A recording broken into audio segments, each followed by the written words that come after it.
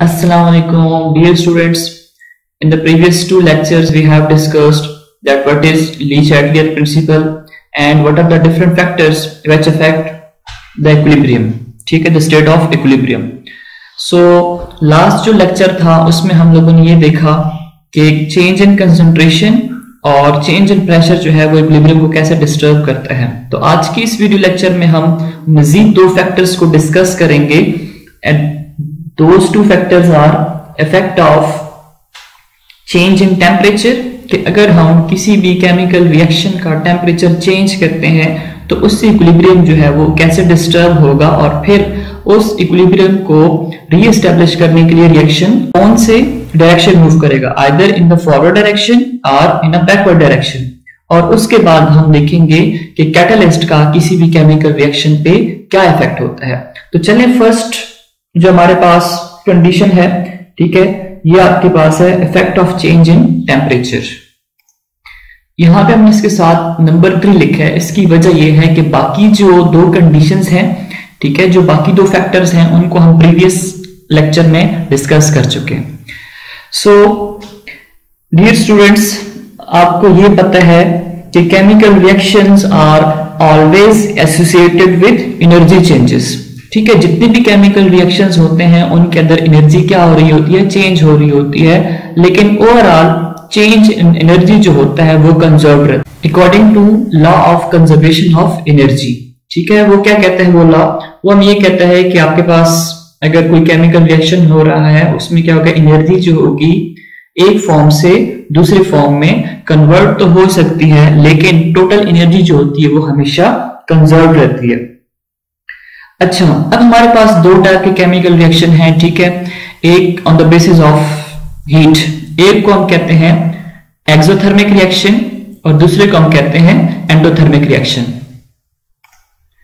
सो अगर हम एक्सोथर्मिक की डेफिनेशन को देखते हैं, सो एक्सोथर्मिक जो है ये वो रिएक्शन होता है जहां पे हीट एनर्जी जो है वो रिलीज होती है. ठीक है, कोई भी सिस्टम है, कोई केमिकल रिएक्शन हो रहा है, अगर उसमें हीट एनर्जी इवॉल्व हो रही है, रिलीज हो रही है, इमिट हो रही है, सो उसको हम कहते हैं कि ये आपके पास क्या है, दिस इज एक्सोथर्मिक प्रोसेस और एक्सोथर्मिक रिएक्शन.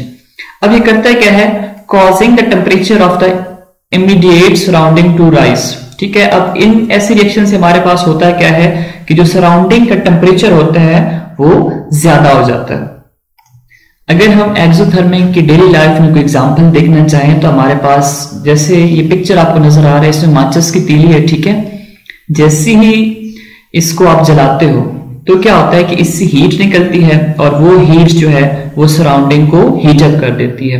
इसी तरह इलेक्ट्रिक हीटर या आपके पास जो गैस के हीटर्स होते हैं सर्दी में जो हम यूज करते हैं, वो भी आपके पास एग्जांपल किस चीज की है, एक्सोथर्मिक रिएक्शंस की. सो यहाँ पे हम केमिस्ट्री की एग्जांपल अगर हम देखते हैं तो यहाँ पे है क्या चीज हमारे पास, we have sulphur dioxide and it react with oxygen. ठीक है, तो जब ऑक्सीजन के साथ रिएक्ट करता है तो हमारे पास प्रोडक्ट बनते हैं, दैट इज सल्फर ट्राइऑक्साइड. अब यहाँ पे ये जो है सल्फर डाइऑक्साइड और oxygen, these are reactants while sulphur trioxide is the product. और ये जब बस नजर आ रहा है, ठीक है, it shows that this reaction is reversible. और याद रखें कि this is gaseous phase reaction. ठीक है, जितने भी रिएक्टेंट्स हैं, जितनी प्रोडक्ट्स हैं, सारे के सारे आपके पास क्या है, गैसियस स्टेट में हैं.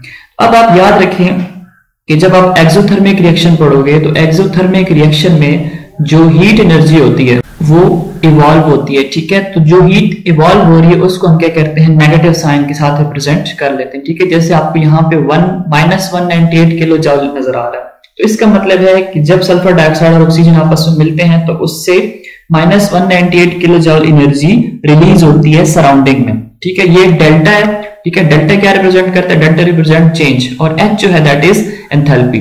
सो change in enthalpy that is equal to -198 kilo joule per मोल.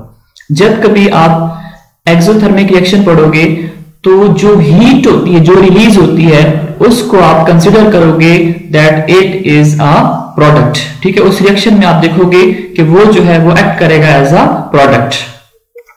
तो हम क्या करते हैं कि हम यहां पे जो है इसके साथ प्रोडक्ट में लिख देते हैं कि हीट. प्रोडक्ट में लिख देते हैं कि ये यहाँ पे क्या होती है, हीट। ठीक है, तो हीट जो है ये आपके पास ऐसे रिएक्ट करेगी जैसे ये यहाँ पे प्रोडक्ट्स बन रहे हैं। एंडोथर्मिक के बाद जो हमारे पास सेकंड टाइप है, ठीक है, रिएक्शन की, दैट इज एक्सोथर्मिक के बाद जो हमारे पास सेकंड टाइप का रिएक्शन होता है दैट इज एंडोथर्मिक रिएक्शन। और एंडोथर्मिक रिएक्शन में याद रखें कि इसमें हीट एनर्जी क्या होती है, हमेशा एब्जॉर्ब होती है। अब हीट एनर्जी अगर ये एब्जॉर्ब कर रहा है तो कहां से करेगा, सराउंडिंग से करेगा, एनवायरमेंट से करेगा। तो अब होता है क्या है कि ये खुद तो हॉट हो जाता है लेकिन सराउंडिंग क्या हो जाता है, उसके अंदर कूलिंग इफेक्ट आ जाता है, सराउंडिंग जो है वो आपका कूल हो जाता है, ठंडा हो जाता है। अभी अगर हम इसके डेली लाइफ को एग्जांपल देखते हैं कि तो आपके पास ये आइस ब्लॉक नजर आ रहा है। ठीक है, अब इस आइस ब्लॉक को आप क्या करो, आप इसको धूप में रख दो। धूप से क्या होगा कि सन रेज आएंगी। ठीक है, सन रेज ये एब्जॉर्ब करेगा, एब्जॉर्ब करने के बाद ये क्या हो जाएगा, मेल्ट हो जाएगा। इसका मतलब है कि यहाँ पे हीट एनर्जी क्या हो रही है, वो एब्जॉर्ब हो रही है, and hence melting of ice is an example of endothermic reaction. उसके बाद अगर आप अपने घर में अंडा पका रहे हो, ठीक है, तो आप अंडे को क्या कर रहे हो, आप नीचे से उसको हीट दे रहे हो ना, तो हीट एब्जॉर्ब करने के बाद ही क्या हो जाता है, वो जल्दी पक जाता है। Beside this you have an another example, ठीक है, डेली लाइफ एग्जांपल अगर आप देखते हो तो दैट इज फोटोसिंथेसिस। फोटोसिंथेसिस में क्या होता है कि सनलाइट आती है, ठीक है, एटमॉस्फेयर में हमारे पास वाटर वेपर्स हैं और कार्बन डाइऑक्साइड है। अब जब कार्बन डाइऑक्साइड और वाटर वेपर्स आपस में कंबाइन होते हैं in the presence of sunlight and chlorophyll, तो आपके पास ऑब्टेन क्या होता है, glucose, that is the food for plants, और उसके साथ ही आपके पास ऑक्सीजन जो है वो रिलीज होती है। So this is an example of endothermic reaction. अगर हम एंडोथर्मिक प्रोसेस या एंडोथर्मिक रिएक्शन की एग्जांपल देखना चाहें तो हमारे पास ये आपको नजर आ रहे हैं रिएक्टेंट्स हैं। ठीक है, इसमें आपके पास क्या है कि डाइनाइट्रोजन टेट्राऑक्साइड ये कन्वर्ट हो रहा है इनटू नाइट्रोजन डाइऑक्साइड। ठीक है, नाइट्रोजन डाइऑक्साइड जो है this is product while dinitrogen tetroxide is reactant. This is an example of endothermic reaction. उसकी वजह क्या है कि यहाँ पे आपको क्या नजर आ रहा है, पॉजिटिव साइन नजर आ रहा है। ठीक है, जब भी आपको पॉजिटिव साइन नजर आए इट शोज कि हमारे पास यहाँ पे हीट एनर्जी क्या हो रही है, एब्जॉर्ब हो रही है। तो जब भी ये केमिकल रिएक्शन होता है तो हमारे पास यहाँ पे हीट एनर्जी कितनी एब्जॉर्ब होती है, दैट इज 57.2 किलो जूल। ठीक है, ये डेल्टा एच है, डेल्टा मींस चेंज, ये चेंज को शो करता है, एच फॉर एंथैल्पी। सो हमने जब भी किसी भी एंडोथर्मिक प्रोसेस को स्टडी करना है तो हमने हीट एनर्जी जो है वो लेफ्ट साइड पे ऐड करनी होगी, और हमने इसको ऐसे कंसिडर करना होगा जैसे ये यहाँ पे एक्ट कर रहा है एज अ रिएक्टेंट। ठीक है, जैसे आपके पास N2O4 इज द रिएक्टेंट। ठीक है, जब फॉरवर्ड डायरेक्शन मूव कर रहे हो तो N2O4 इज द रिएक्टेंट। तो हीट को भी आपने ऐसे ही कंसिडर करना है कि जैसे आपके पास ये एक दूसरा रिएक्टेंट है। ठीक है, जैसे प्रीवियस एग्जांपल में हम लोग पढ़ चुके हैं जब हम कंसंट्रेशन के बारे में पढ़ रहे थे कि जब हम जो है किसी भी रिएक्टेंट की कंसंट्रेशन को इंक्रीज करेंगे तो फिर क्या होगा, फॉरवर्ड डायरेक्शन फेवर होगा। तो यहाँ पे हीट जो है, हीट को आपने ऐसे कंसिडर करना है कि जैसे ये आपके पास एक रिएक्टेंट का काम कर रहा है। So this was all about endothermic and exothermic reaction. अभी हम देखते हैं कि ली शैल्टियर प्रिंसिपल जो है वो क्या कहता है कि अगर आपके पास किसी भी केमिकल रिएक्शन में टेम्परेचर चेंज होता है तो उसकी वजह से पहली बात तो यह है कि जो इक्विलिब्रियम है दैट वुड बी डिस्टर्ब।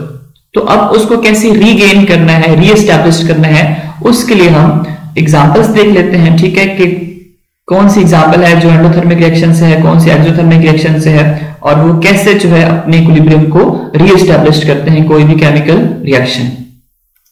ये हमारे पास एक केमिकल रिएक्शन है जिसमें सल्फर डाइऑक्साइड रिएक्ट करता है ऑक्सीजन के साथ, हमारे पास सल्फर ट्राइऑक्साइड की प्रोडक्शन कर रहा है। देखें, जब आपके पास सल्फर डाइऑक्साइड और ऑक्सीजन रिएक्टेंट एक्ट करेंगे तो फिर क्या होगा कि यहाँ पे आपके पास फॉरवर्ड डायरेक्शन में रिएक्शन मूव करेगा फ्रॉम लेफ्ट टू राइट। ठीक है, this is the forward reaction.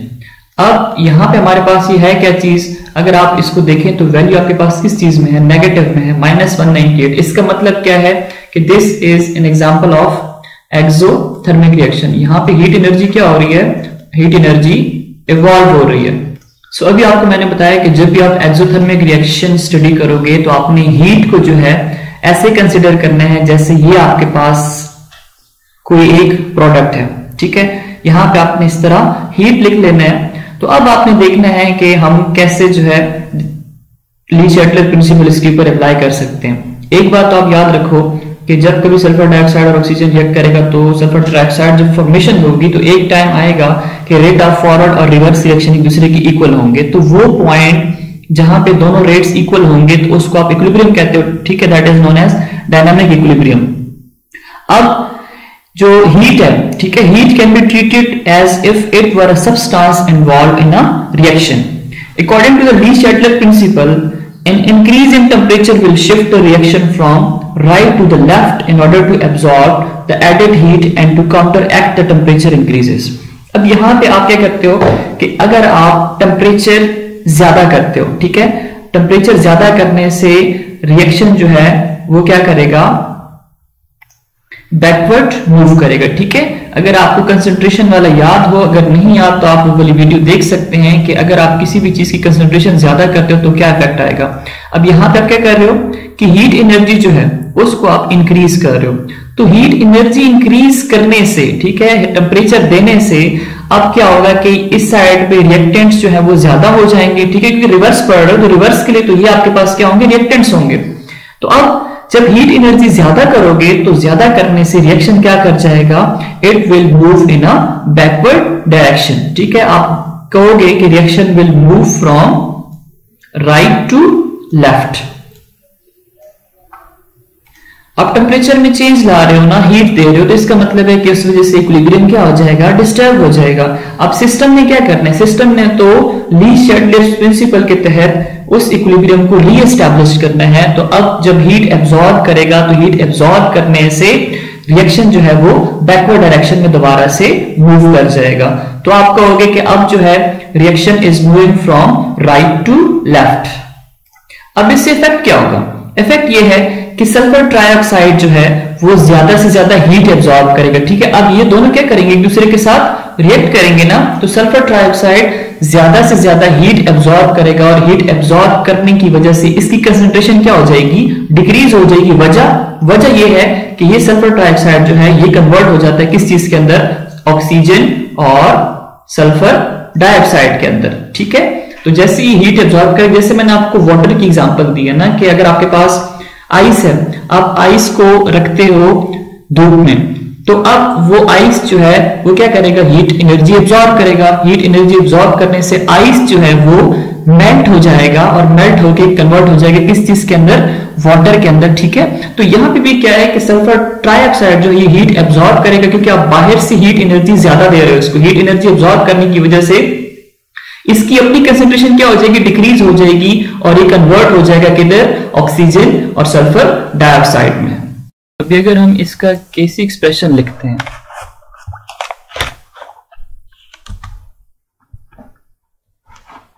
अभी अगर हम इसकी केसी की एक्सप्रेशन लिखते हैं ना, तो केसी जो है according to the law of mass action, KC जो है दैट इज इक्विलिब्रियम कांस्टेंट, और वो होता है हमारे पास concentration of products divide by concentration of reactants. तो हमारे पास यहाँ पे जो प्रोडक्ट्स हैं दैट इज सल्फर ट्राइऑक्साइड, ठीक है। ये 2 मोल्स भर रहे हैं तो ये जो मोल है ये पावर में चले जाएगा इस तरह, divide by concentration of sulphur dioxide, ठीक है। ये कितने मोल्स हैं, दैट इज 2 मोल्स, ये ऐसे यहाँ पे पावर में लिख लेंगे, और फिर कंसंट्रेशन ऑफ ऑक्सीजन, ठीक है, उसको हम ऐसे स्क्वायर ब्रैकेट्स में लिख लेते हैं, और स्क्वायर ब्रैकेट्स जो है दैट रिप्रेजेंट कंसंट्रेशन अमाउंट। इसके साथ हम यहाँ पे 1 लिख लेते हैं, मर्जी है 1 लिखते हैं या नहीं लिखते, इससे कोई फर्क नहीं पड़ेगा। तो अब यहाँ पे जो है हमारे पास होता क्या है कि सल्फर ट्राइऑक्साइड की कंसंट्रेशन क्या हो रही है, डिक्रीज हो रही है, ठीक है। सिमिलरली जो सल्फर डाइऑक्साइड है और ऑक्सीजन है उसकी कंसंट्रेशन क्या हो रही है, वो इंक्रीज हो रही है।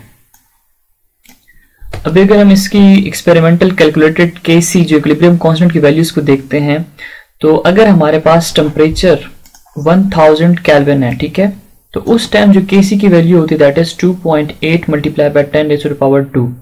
लेकिन अगर हमारे पास टेम्परेचर जो है वो डिक्रीज हो जाता है up to 298 kelvin, then the Kc value for this particular reaction would be 1 multiplied by 10 raised to the power 26.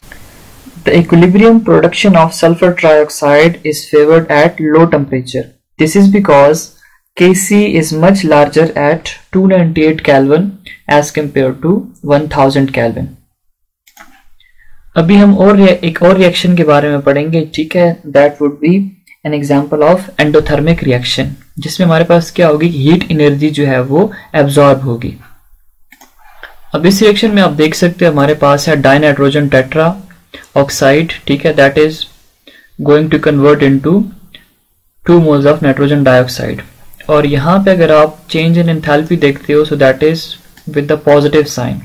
अब पॉजिटिव साइन का मतलब क्या है कि दिस रिएक्शन इज एंडोथर्मिक, और यहाँ पे आपको कितनी एनर्जी देनी होती है, दैट इज 57.2 किलो जूल। अभी इस रिएक्शन में हीट क्या हो रही है, हीट जो है वो एब्जॉर्ब हो रही है, तो हम हीट को ट्रीट करेंगे एज अ रिएक्टेंट, ठीक है। तो हम यहाँ पे जो है लेफ्ट साइड पे हीट को ऐड कर देंगे। अब इस रिएक्शन में जैसे ही आप हीट जो है वो इंक्रीज करते हो, ठीक है, हीट अगर आप इंक्रीज कर दोगे तो अब होगा क्या कि सिस्टम जो है हीट एब्जॉर्ब करेगा। एब्जॉर्ब करने के बाद क्या होगा, this system will move from left to right, ठीक है, क्योंकि यहाँ पे जो हीट है वो काम कर रही है किस चीज का, जस्ट लाइक अ रिएक्टेंट, कि जैसे आप किसी भी रिएक्टेंट की कंसंट्रेशन इंक्रीज करोगे ना तो फॉरवर्ड डायरेक्शन में मूव करेगा।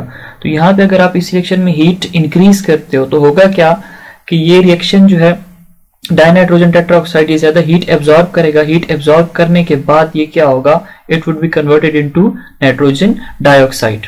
अब होगा क्या कि जो डाइनाइट्रोजन टेट्रा ऑक्साइड है इसकी कंसेंट्रेशन क्या होगी, डिक्रीज होती जाएगी, लेकिन जो नाइट्रोजन डाइऑक्साइड है इसकी प्रोडक्शन, इसकी सिंथेसिस जो है वो इंक्रीज होती जाएगी। क्यों, क्योंकि हमारे पास ये जो रिएक्शन है दैट इज एंडोथर्मिक रिएक्शन, जिसमें हीट एनर्जी जो है वो एब्जॉर्ब हो रही है।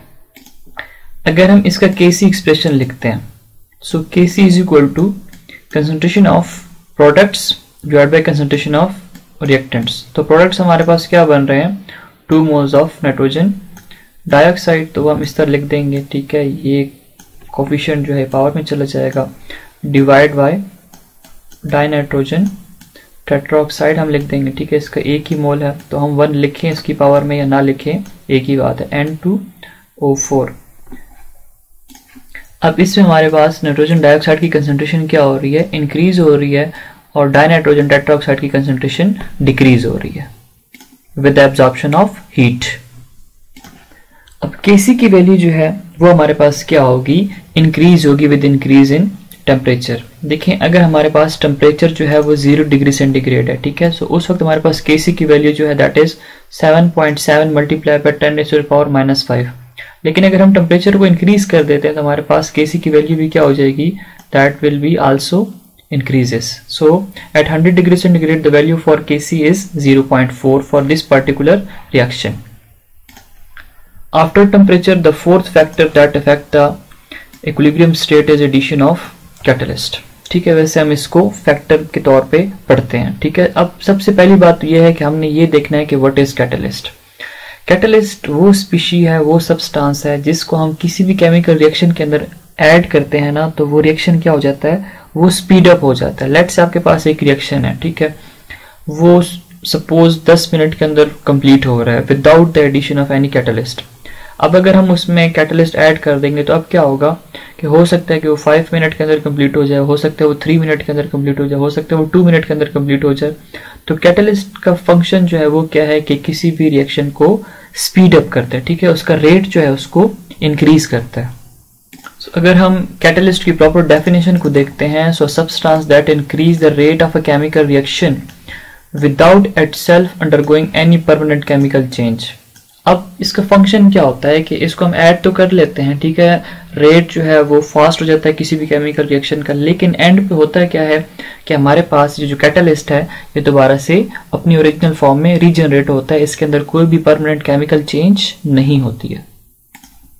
अब अगर हम कैटलिस्ट को देखते हैं ना तो इसका जो फंक्शन है वो क्या है, सिर्फ और सिर्फ रेट को इंक्रीज करना, either in the forward direction और इन द बैकवर्ड डायरेक्शन, ठीक है। अगर हमारे पास कोई रिवर्सिबल रिएक्शन है ना, अगर हम उसमें कैटलिस्ट को ऐड करते हैं तो कैटलिस्ट की प्रॉपर्टी है कि वो फॉरवर्ड रिएक्शन को भी स्पीड अप कर सकता है और बैकवर्ड रिएक्शन को भी स्पीड अप कर सकता है.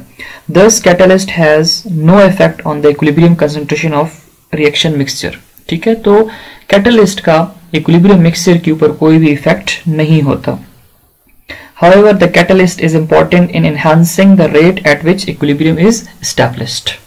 So this was all about the two factors, temperature and catalyst, that affect state of equilibrium. So if you have any question, you may ask in a comment section. I will answer your every question. Thanks for watching.